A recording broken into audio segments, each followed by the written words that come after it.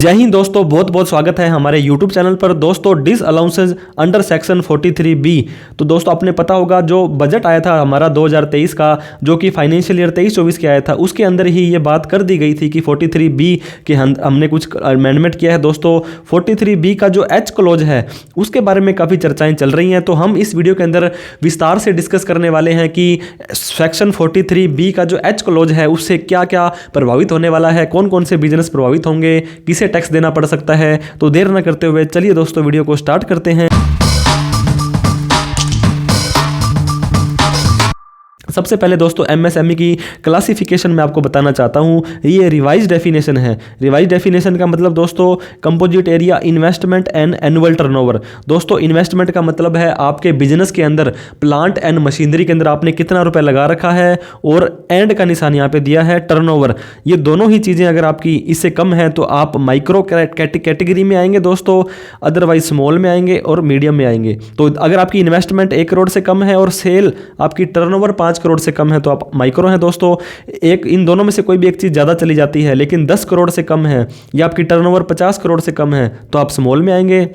अगर आपकी इन्वेस्टमेंट 50 करोड़ और आपकी टर्नओवर 250 करोड़ या उससे कम है तो आप मीडियम में आएंगे। तो एक्सपोर्ट है दोस्तों, उसको इंक्लूड नहीं किया जाएगा इसकी लिमिट में। ये जो आपकी डोमेस्टिक सेल्स है, डोमेस्टिक टर्नओवर है, वो काउंट की जाएगी और आपकी इन्वेस्टमेंट है वो काउंट की जाएगी। तो हम बात करने वाले हैं दोस्तों सेक्शन 43B की। सेक्शन 43B का जो H क्लॉज है वो अप्लाई होता है माइक्रो एंड स्मॉल के अंदर। हमने यहाँ पे 3 तरह की डिस्कशन की थी दोस्तों, माइक्रो, स्मॉल और मीडियम। तो पहली बात मैं क्लियर कर दूं, मीडियम के ऊपर ही आपका सेक्शन अप्लाई नहीं होगा। माइक्रो और स्मॉल मतलब 10 करोड़ से कम की इन्वेस्टमेंट और 50 करोड़ से कम की अगर आपकी टर्नओवर है तो ये सेक्शन आपका अप्लाई हो जाएगा। Expenses allow on the payment basis, not on accrual basis. दोस्तों, यही एक करक सही सेक्शन का कि अगर आप पेमेंट करेंगे तो आपको खर्चा अलाउ होगा, नहीं तो नहीं होगा। इफ़ यू आर सेलर और service provider fall in this category. दोस्तों, आपका सेलर मतलब आप जहाँ से माल खरीदते हैं या आप किसी से कोई सर्विस लेते हैं वो एमएसएमई के अंदर आता है and they are registered under MSME act. उन्होंने दोस्तों उद्यम रजिस्ट्रेशन में अपना रजिस्ट्रेशन करवा रखा है, चाहे वो कंपनी है, फर्म है, एचयूएफ है, एलएलपी है, बीओई, एओआई है, कोई भी कैटेगरी के अंदर है दोस्तों। If seller fall in medium category then this section will not apply. तो दोस्तों, स्मॉल और मीडियम, माइक्रो और स्मॉल, इन दोनों के ऊपर ही आपका सेक्शन लागू होगा।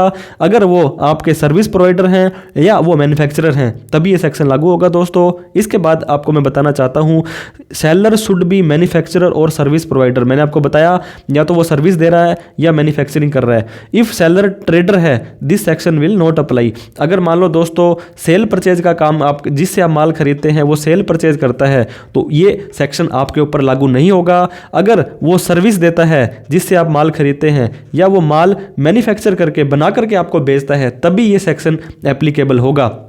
अब हमने शुरू में बात की थी दोस्तों टर्नओवर की और इन्वेस्टमेंट की।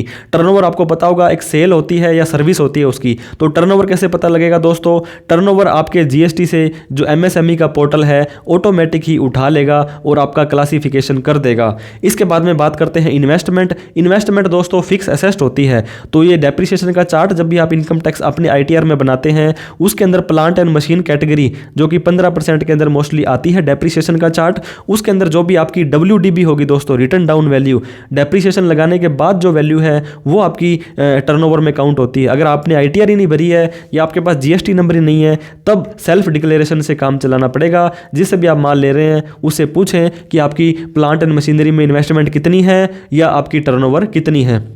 तो दोस्तों ये कैसे काम करता है? Need to ask confirm to take MSME registration certificate from the category. मैंने फिर से आपको बताया, अगर आपने किसी से कोई सर्विस ली है या किसी से कोई माल परचेज किया है दोस्तों मैन्युफैक्चरर से, तो आपको क्या पता लगेगा कि सामने वाला व्यक्ति एमएसएमई में रजिस्टर्ड है या नहीं है, या कौन सी कैटेगरी में है, स्मॉल में है, माइक्रो में है, मीडियम में है। तो आपने उसका दोस्तों एमएसएमई रजिस्ट्रेशन मांग लेना है। अगर वो नहीं देते हैं तो आप उनसे डिक्लेरेशन ले लें कि आप हमें लिख के दे दें कि आप इस कैटेगरी के अंदर आते हैं, आप एमएसएमई में रजिस्टर्ड ही नहीं। अगर वो ऐसा बोलता है तो if you purchased something and payment is outstanding. दोस्तों ये इस सेक्शन का काफ़ी इंपॉर्टेंट पॉइंट है। अगर आपने कुछ परचेज किया और उसकी पेमेंट आउटस्टैंडिंग रह जाती है दोस्तों 45 दिन से ज़्यादा, वैसे तो यहाँ पे 45 दिन या 15 दिन दो यहाँ पे कैटेगरी आ जाती है, वो आगे डिस्कस करेंगे। और 31 मार्च 2024 दोस्तों आपका फाइनेंशियल ईयर एंड होने वाला है, लास्ट दिन आ चुका है और आपने उसको पेमेंट नहीं दी है, तो जो भी आउटस्टैंडिंग अमाउंट होगी दोस्तों वो आपकी इनकम में जुड़ जाएगी।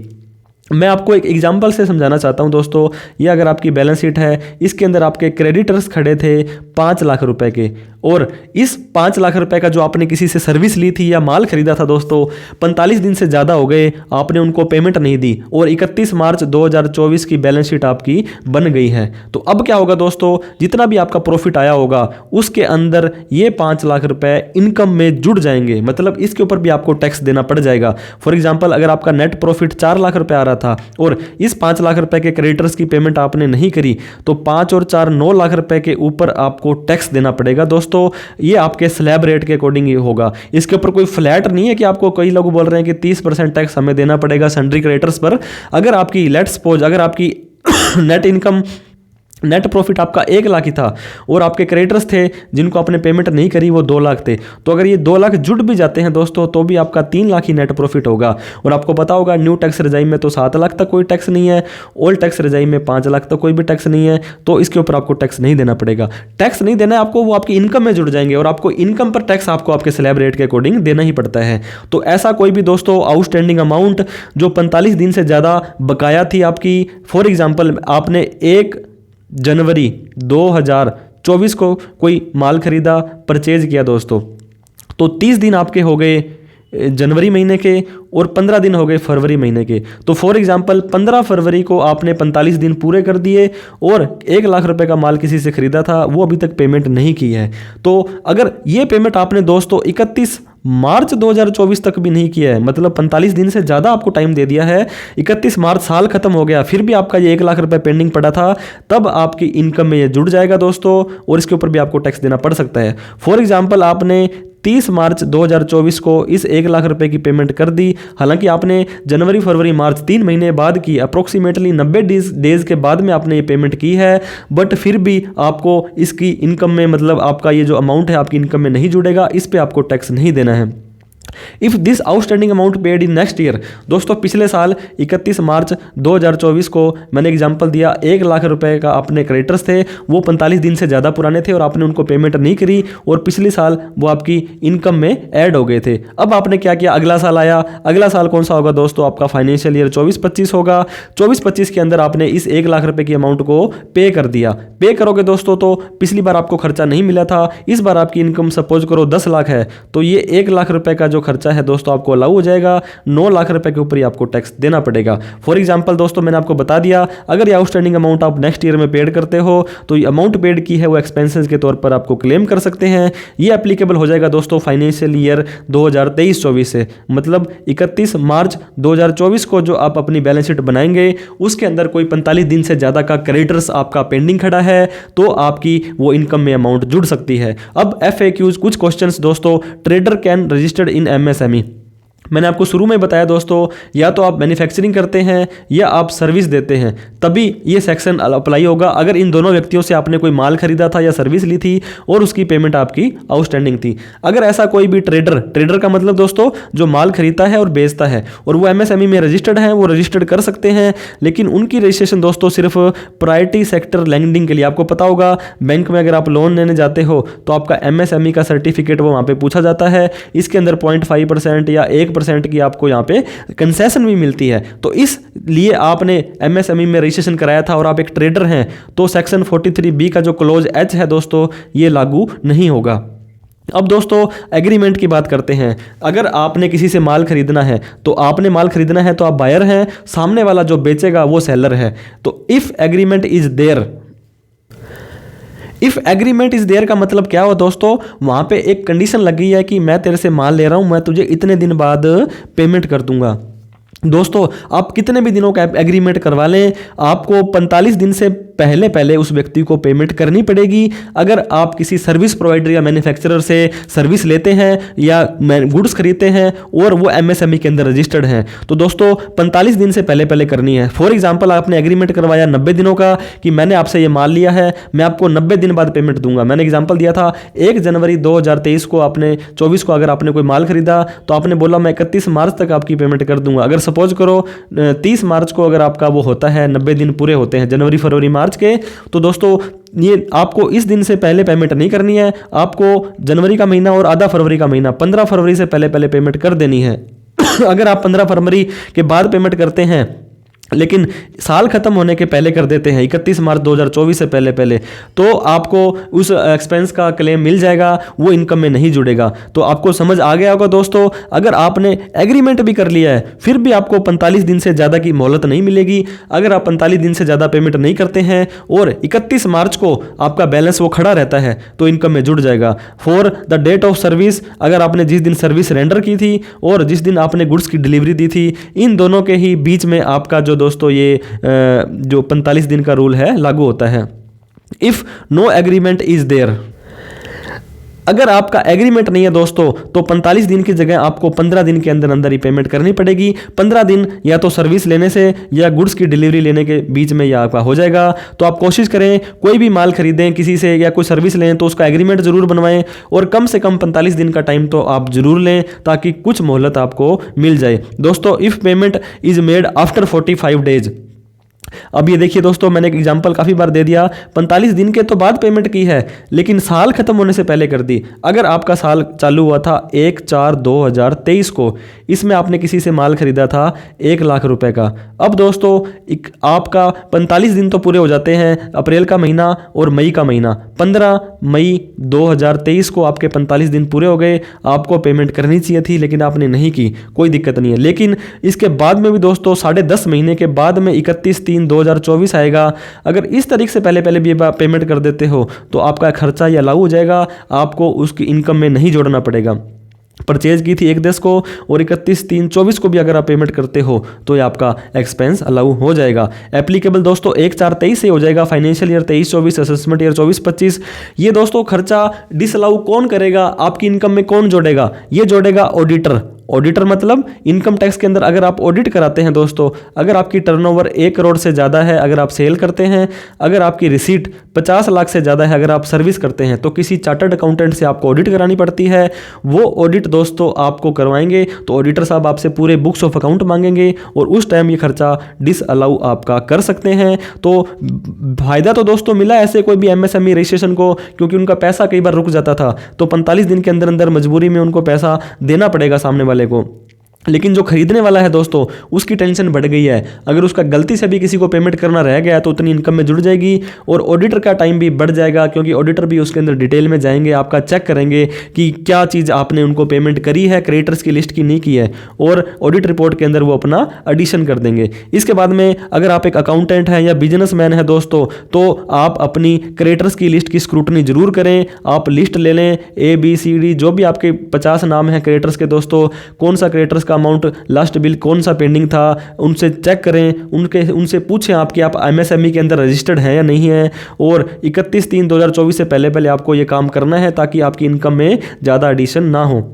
दोस्तों सेक्शन 16 एमएसएमई का मैं यहाँ पे डिस्कस करना चाहूँगा। देयर इज़ नो एग्रीमेंट, आपको मैंने बताया एग्रीमेंट नहीं है तो 15 दिन के अंदर अंदर पेमेंट करनी है। 15 दिन के बाद पेमेंट करते हो दोस्तों तो उस एमएसएमई संस्था को आपको ब्याज भी देना पड़ेगा, ब्याज देना पड़ेगा 3 time of bank rate. For example अगर बैंक रेट 7% का है तो 7 या 21% का आपको उसको ब्याज देना पड़ेगा। ये होगा कंपाउंडेड मंथली, मतलब हर महीने के बाद उसकी ब्याज भी जुड़ जाएगा उस अमाउंट में और उसके ऊपर फिर से ब्याज लग जाएगा। तो ये जो ब्याज आप देंगे दोस्तों आपको खर्चे के अंदर अलाउ भी नहीं होगा। तो इस तरह से काफ़ी खतरनाक सेक्शन एमएसएमई का जो सेक्शन 16 है।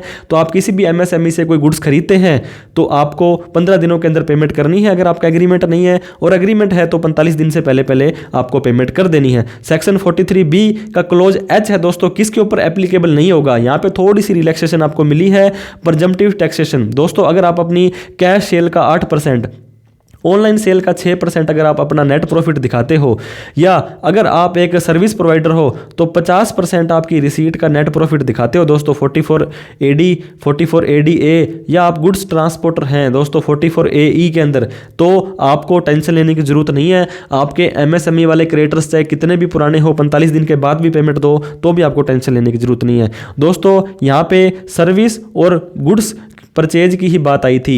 यहाँ पे फिक्स एसेट अगर आप परचेज करते हैं तो 44 43B का जो क्लोज H है वो आपके ऊपर एप्लीकेबल नहीं होगा। अगर आप किसी से माल खरीद रहे हैं और वो रजिस्टर्ड ही नहीं है MSME एक्ट के अंदर, तब भी आपका ये सेक्शन अप्लाई नहीं होगा। अगर आपकी अमाउंट 1/4/2023 से पहले है दोस्तों, ये रेट्रोस्पेक्टिव अप्लाई नहीं हुआ है दोस्तों। फाइनेंशियल ईयर 23-24 के बाद 1/4/2023 के बाद में जो भी आपकी आउटस्टैंडिंग अमाउंट थी, परचेज थी, सर्विस थी, उसके ऊपर ही एप्लीकेबल होगा। अगर आपका सप्लायर ट्रेडर है तो आपके ऊपर एप्लीकेबल नहीं होगा। और अगर आप कैश बेसिस के ऊपर फॉलो करते हैं, कई संस्थाएं होती है दोस्तों, मोस्टली NGO वगैरह जो कैश बेसिस पर अकाउंटिंग करती हैं, तो उनको भी 43B का जो H क्लोज है वो एप्लीकेबल नहीं होगा। एक और इंपॉर्टेंट बात मैं बताना चाहता हूं दोस्तों, ये 15 दिन और 45 दिन काउंट होते हैं, या तो आपने सर्विस दे दी है या आपने माल डिलीवर कर दिए हैं। लेकिन क्या होता है, कई बार कुछ माल में वो माल उसके अकॉर्डिंग नहीं दे पाते हैं दोस्तों, जो आपने क्वालिटी मांगी थी वो नहीं दिया है, तो आपको क्या करना पड़ता है, कुछ डिफीट वहाँ पे या ऑब्जेक्शन करना पड़ता है। फॉर एग्जांपल दोस्तों, आपने 1 जनवरी 2024 को कोई माल खरीदा था किसी से, तो वो माल के अंदर जो भी कंडीशंस थी उस व्यक्ति ने पूरी कर दी, आपको माल दे दिया। अब आपको 1 जनवरी और 15 फरवरी तक उस व्यक्ति को पेमेंट कर देनी थी, लेकिन 14 फरवरी को क्या हुआ, आपको पता लगा कि वो माल तो सही नहीं था, तो आपने ऑब्जेक्शन वहाँ पे रेज कर दिया। उन्होंने बताया मुझे तो ये चीज़ की कमी लगी है, तो प्लीज़ आप इसे सुधारें। तो दोस्तों, जब तक आपका ये ऑब्जेक्शन सही नहीं होगा तो आपके ये 45 दिन है ये होल्ड हो जाएंगे। तो आपके बाद में 15-45 दिन काउंट होंगे जब वो सोल्यूशन दे देगा ऑब्जेक्शन का। 1 जनवरी को खरीदा था, 14 फरवरी को आपने ऑब्जेक्शन लगाया, तो उस व्यक्ति ने 30 मार्च 2024 को वो ऑब्जेक्शन पूरा किया, तो दोस्तों 30 मार्च 2024 वाली डेट मानी जाएगी आपकी, या तो सर्विस रेंडर्ड की थी या गुड्स डिलीवर किए थे। अब इसके बाद में 45 दिन के अंदर अंदर अगर आपने पेमेंट नहीं की तो खर्चा डिसअलाउ हो जाएगा। तो इसके एक दिन ही बाद ही 31 मार्च 2024 को आपका साल खत्म हो गया था, लेकिन 45 दिन खत्म नहीं हुए थे, तब भी आपका ये खर्चा डिसअलाउ नहीं होगा। तो ऐसा करके भी आप थोड़ा सा टाइम अपना जो है एक्सटेंड कर सकते हैं। आशा करते हैं दोस्तों सेक्शन 43B क्लोज H आपको समझ आ गया होगा। वीडियो अच्छी लगी हो तो लाइक करें। कोई भी डाउट, क्वेरी, क्वेश्चन आपका रह गया हो तो कमेंट करके प्लीज़ हमें बताएं, और कोई भी नई चीज़ ऐसी हमसे डिस्कस करने से रह गई हो वो भी ज़रूर बताएं। और इस वीडियो को उन सभी लोगों में शेयर करें जो MSME के जो क्रिएटर्स की पेमेंट थी उसको लेकर के टेंशन में थे कि हमारा क्या होगा। अभी तक हमें सब्सक्राइब नहीं किया तो प्लीज़ सब्सक्राइब कर लें। वीडियो देखने के लिए बहुत बहुत धन्यवाद आपका। Thank you so much. जय हिंद, जय भारत।